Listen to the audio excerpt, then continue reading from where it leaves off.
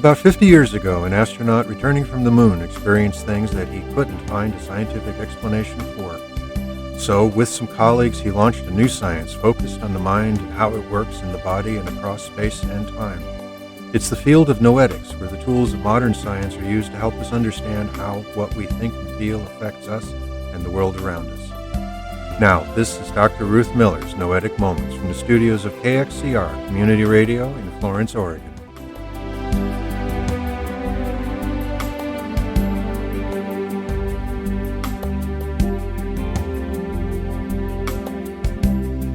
And this is Noetic Moments, where we explore the field of research that discovers what consciousness is, what it does, how it works, and how our lives could be very different if we understood it better. I'm Ruth Miller, a longtime student of consciousness research, cybernetics, and anthropology, and through this series of programs, I'm introducing some of the people whose work has defined this field of research and explaining some of their ideas and experiments. I'll also explore some relevant news items and answer questions that you send to my email address, ruth@noeticmoments.org. Now, in the world of medicine and psychology, as many of you have heard over these last weeks, consciousness is defined as being awake and aware, knowing what's going on around us. But in the field of noetics, consciousness is a whole lot more. It's all of the processes and products of mind, both in our awareness and outside of it. It's the profound human experience that shapes all of our lives, and ultimately, it is what connects us all. So far in this series, we've looked at a number of models of what consciousness is. We started with Sigmund Freud and Carl Jung and their ideas from the early 20th century. Then Charles Tart's 1960s description of the various states of consciousness, which we're going to look at in more detail today. We went on to look at Julian Jayne, who related the consciousness to the separation of the right brain and the left hemisphere of our brain. We looked at some of the field models of mind that have been developed by Rupert Sheldrake, Kurt Levine, and others, trying to explain how it is that mind affects and is affected by the body and other things much faster than nerve signals can travel. Which brought up how quantum mechanics relates to consciousness, as described in the work of David Bohm, Dana Zohar, and Amit Goswami. We also looked at the global brain, or noosphere, as described by Peter Russell, Teilhard de Chardin, and Ervin Laszlo, who we will be looking at more in the future. And that field of transpersonal psychology, which applies many of these understandings in therapy and in research. We then went on and looked at the work of Bruce Lipton and Candace Pert, who described how hormones act as molecules of emotion and can lead to what Bruce Lipton calls a biology of belief. Our biology then determined what our belief systems are and how we implement them, which led to the concept of coherence, that state of consciousness in which the heart, the mind, and the emotions are all in alignment within the body and with others.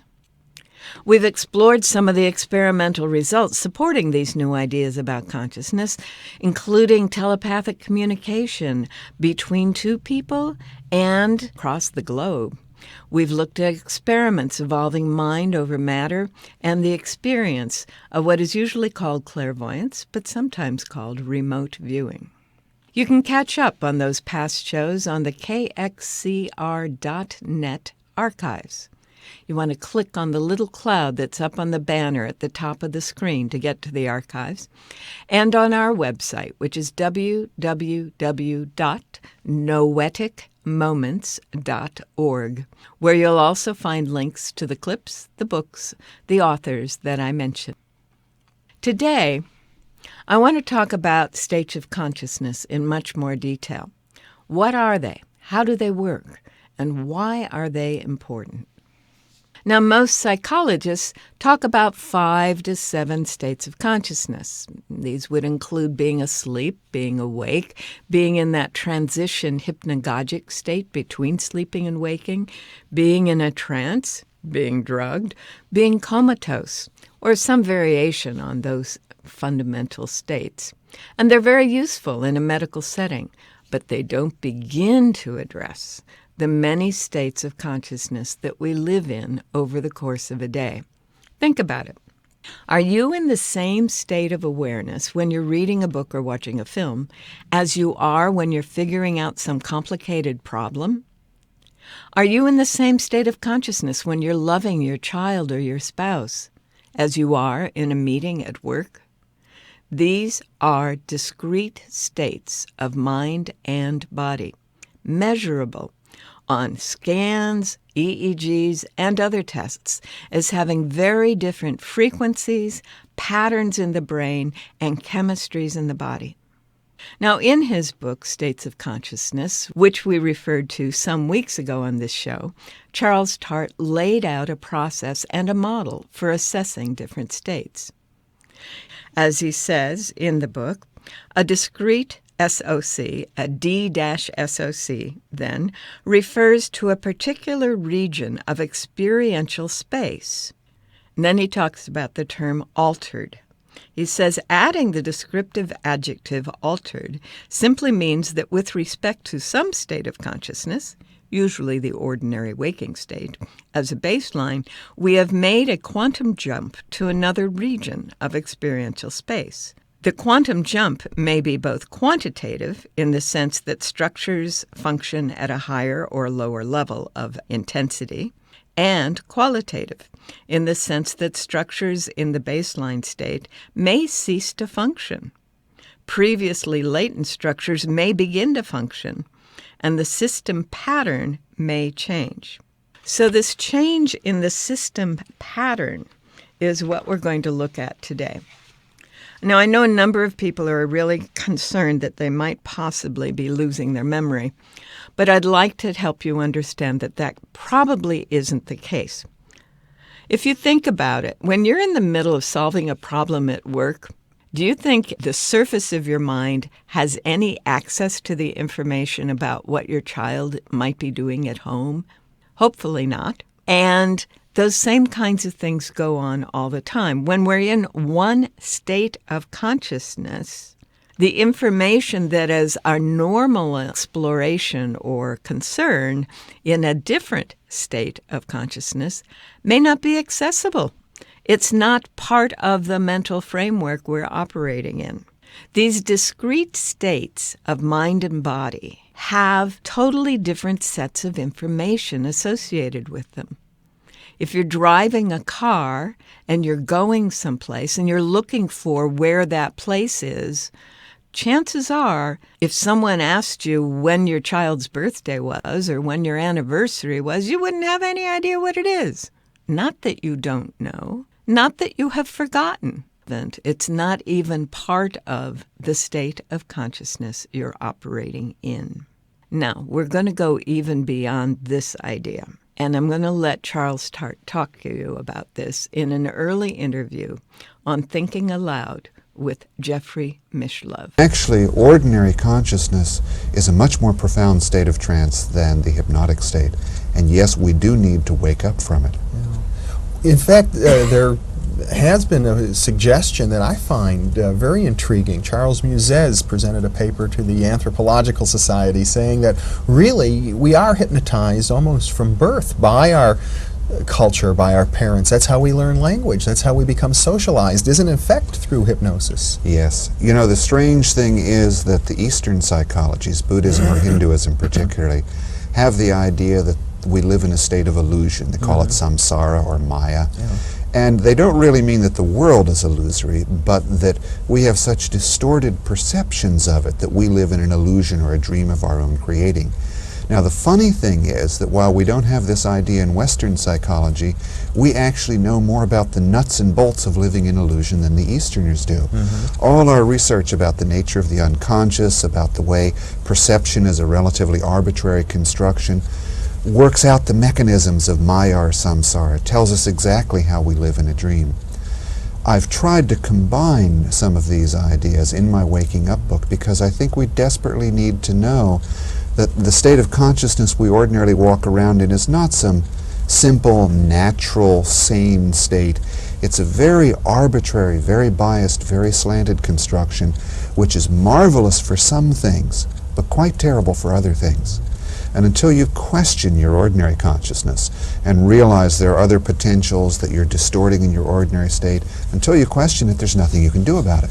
Can you give me an example of, for example, for people who are viewing right now in a presumably ordinary state of consciousness, TV watching, what might be some of the inherent dangers there? Well, we'll skip the question of whether TV consciousness is an ordinary state of consciousness or not. It's common, let's put it that way. It's common, yes, it's certainly common. Let's take an interesting example. We all believe that we have will, that we can carry out our decisions. Well, that's true occasionally, but how many times did each of us have some very important emotional revelation or insight about the way we were living our life and decide deeply in our heart of hearts that we were going to change? And one day later, if that long, we forgot about it. Mm-hmm. Why can't we even remember our emotional knowledge, our emotional insights, much less have the will to carry it out? Uh-huh. That's the kind of question people have to ask themselves. And it's the kind of ability we can develop if we work at it. Yeah. But ordinary life, ordinary education will not help us do that. Isn't that interesting? What we think of as normal or ordinary, Charles Tart and some anthropologists suggest are in fact trance states, equivalent to what the Eastern traditions have called Maya or illusory, rather than a fundamental state of being. Now, Tart points out that the basic function of a discrete state of consciousness is to cope successfully with an external environment. A state of consciousness is a tool that senses and interprets what the world is and then plans and executes strategies for dealing with that changing world. He points out that there could be as many as 4 different ways to stabilize the system that constitutes a discrete state of consciousness. And the first one he calls loading, the second one he calls negative feedback, the third one positive feedback, and the fourth one limiting.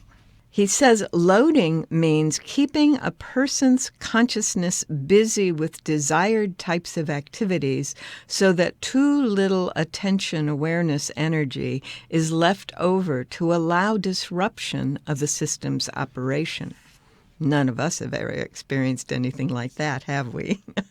He says, as Don Juan told Carlos Castaneda, people's ordinary, repeated, day-to-day activities keep their energies so bound within a certain pattern that they do not become aware of non-ordinary realities.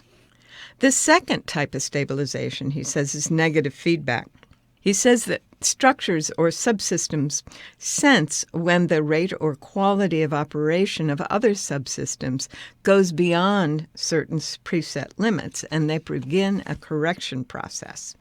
This correction process may be something they're aware of. For example, they may feel anxiety when their thoughts stray into certain areas.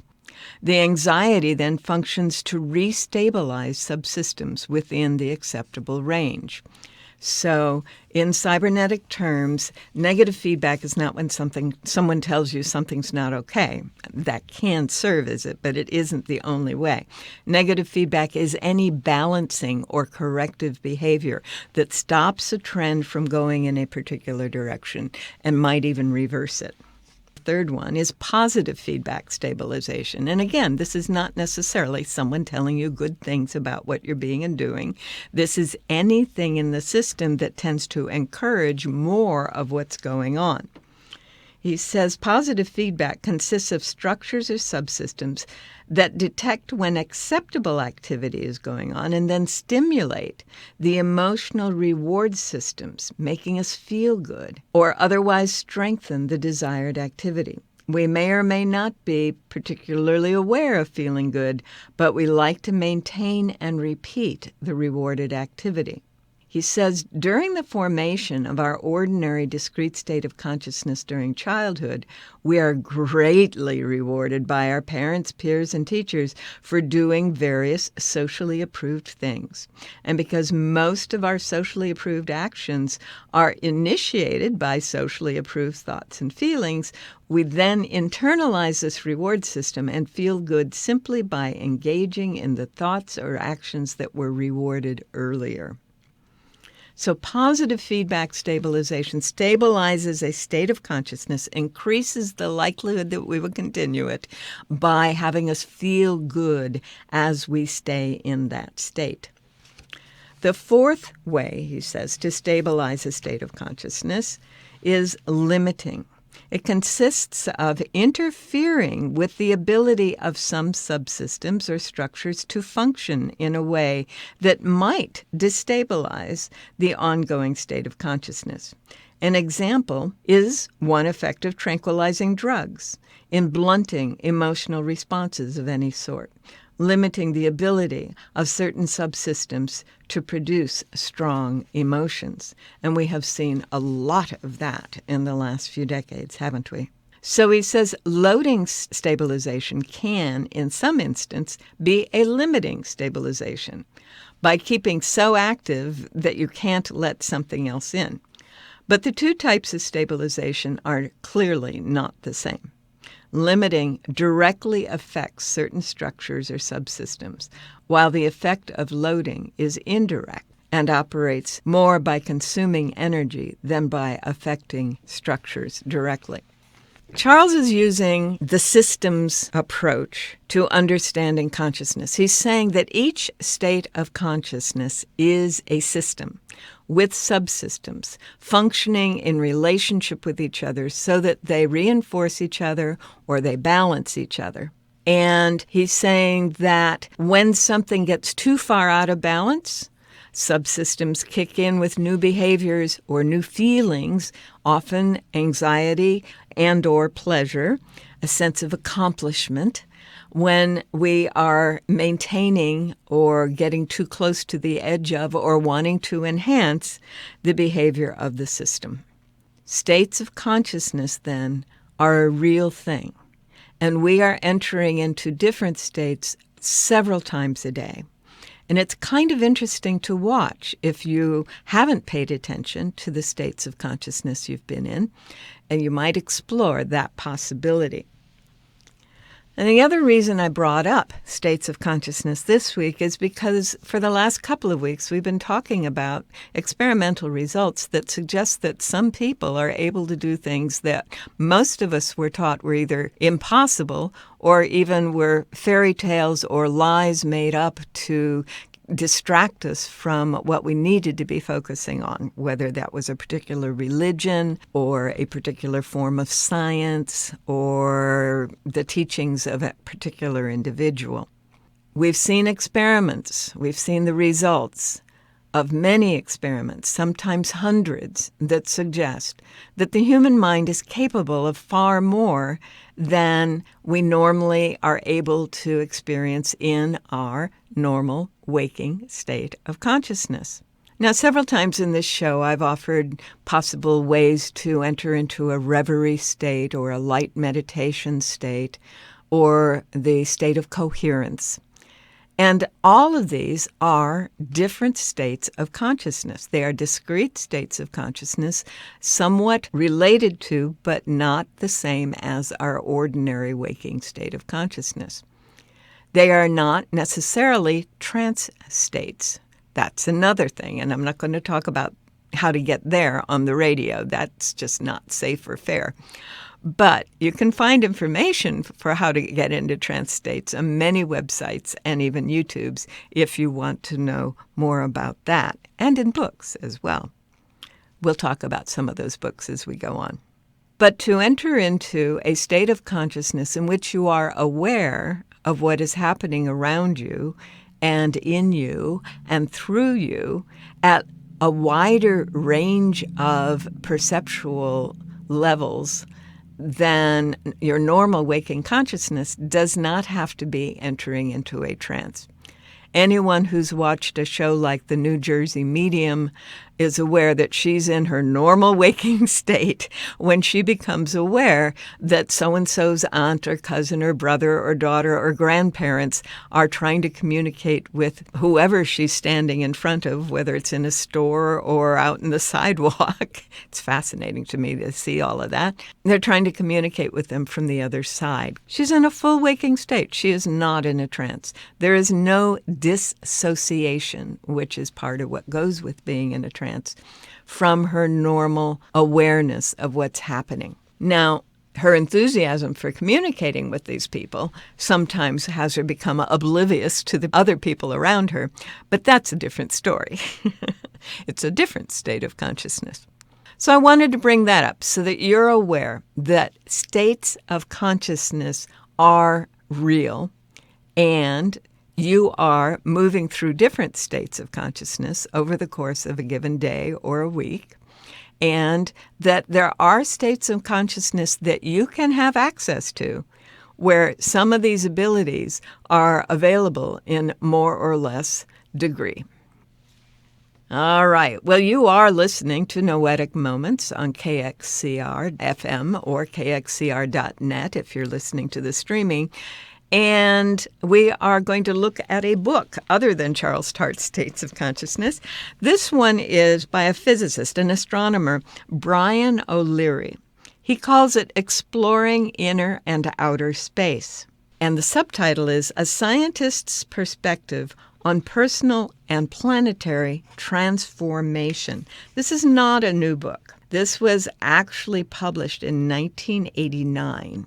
The contents of Exploring Inner and Outer Space by Brian O'Leary includes The Quest for Reality, The World of Illusion and a Ray of Hope, The New Physics, The Inner-Outer Space Connection, Mars and the Search for Extraterrestrial Life, UFOs, Extraterrestrials, and Other Dimensions, The Living Earth and Its Monuments, Consciousness, Communication, and the New Biology, The Accessible Paranormal and the New Psychology, Healing Ourselves and Our Planet, and then in the last chapter is Unity in the New Millennium. There was a foreword by the publisher and an afterword as well. So clearly this is a physicist who has been looking outside of the box of traditional Newtonian physics or even quantum physics. He's actually gone so far as to look at the new biology. There are bibliographies for each of these chapters, and he's done a really nice job of summarizing a lot of the possibilities in these fields, given that it was written in 1989. So one of the reasons I picked this today was Chapter 9, The Accessible Paranormal and the New Psychology. And he talks about his own personal experiences in 1987. He was at a low point in his life, he starts in that chapter. And then he says, on Friday, February 13, I was tired, irritable, and feeling sorry for myself. I went home in California at the time, totally exhausted, intensely worried about my future, feeling lonely. By all rights, when my head hit the pillow, I should have had a night of dreaming about my problems, tossing and turning one way to another. Much to my surprise, just the opposite happened. I dreamed I was lying in bed in a large, high-ceiling room in Florence, Italy. The walls were pastel blue with a crack in the plaster in the ceiling. I felt a rush of energy in my mid-forehead. This is sometimes called the third eye, one of the 7 major energy centers of the body, first described in traditional yoga literature. Then, as the connection between my third eye and the crack in the wall became almost laser-like, I experienced myself moving through this third eye connection out toward the crack, floating up near the top of the room. Not believing this could be real, I jerked back into my body lying in the bed. I was still aware of the dream room in Florence, but now I also noticed the sounds of real life in my California apartment, the roar of the surf. So I realized this dream was probably what we call lucid. taking place in normal, self-reflective consciousness, yet while dreaming, in full color, in what seemed to be in Florence. I woke up, he said, euphoric, renewed and refreshed, and ready to tackle the day, even though it was 6 a.m. What had happened? That kind of event is often the kind of thing that wakes a materialist scientist up and says, you've got to do something different. You've got to see the world in a different way. And that appears to have been the case with Brian O'Leary, who was a professor at the University of California at Berkeley at the time that that was happening. Brian O'Leary's Exploring Inner and Outer Space.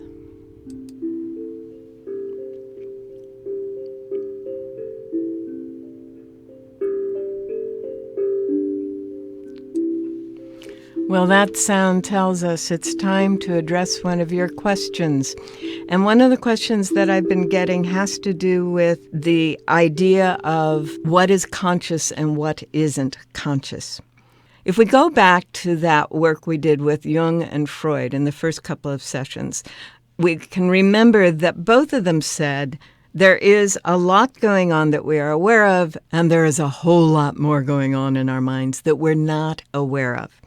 Now, Freud had one set of names for it. Jung had another set of names. The Jungian terms seem to have been accepted more fully in the general psychology research world. That is, there is the conscious mind and the unconscious mind, and the unconscious mind is divided into the subconscious and the superconscious. The subconscious, in Jung's framework, is associated with the body and with fears, survival issues, material concerns. The subconscious is keeping your heart pumping and your stomach and your digestive system going, and it shuts down those systems when you're in anxiety or high stress. And if you stay in anxiety for a long period of time, then your digestive system isn't going to be working very well, right? So yes, the subconscious is what's making the body continue to do what the subconscious has been programmed to have the body do, to be in survival mode. The other realm of the unconscious mind is what can be called the superconscious, the realm of values, ideals, wishes, desires. Within our personal awareness, our normal waking consciousness, actually we have many discrete states of consciousness, as we were just talking about. When I'm in a meeting, I'm in one state of consciousness. When I'm with someone that I'm loving and so enjoying and appreciating, or I'm watching a sunset, I'm in a very different state of consciousness, yes? All of that, though, is within the realm of my personal awareness.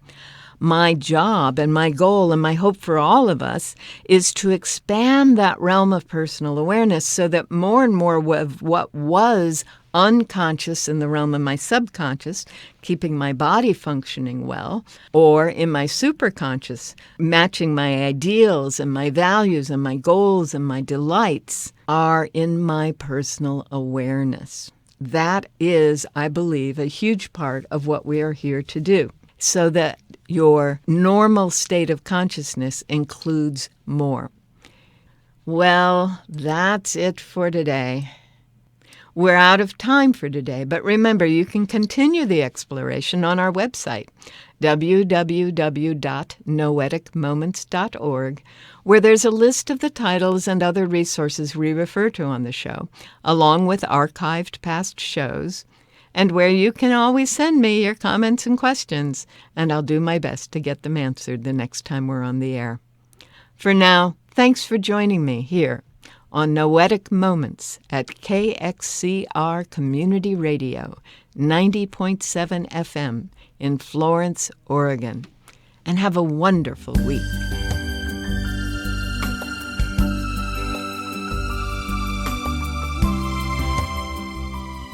You've been listening to Dr. Ruth Miller's Noetic Moments. This program is produced in the studios of KXCR Community Radio in beautiful Florence, Oregon, supported by you, our listeners. Our theme music is Tumbling Planets, composed and performed by Jeff Lovejoy. To hear this program again or learn more about noetic sciences, search our website, www.noeticmoments.org.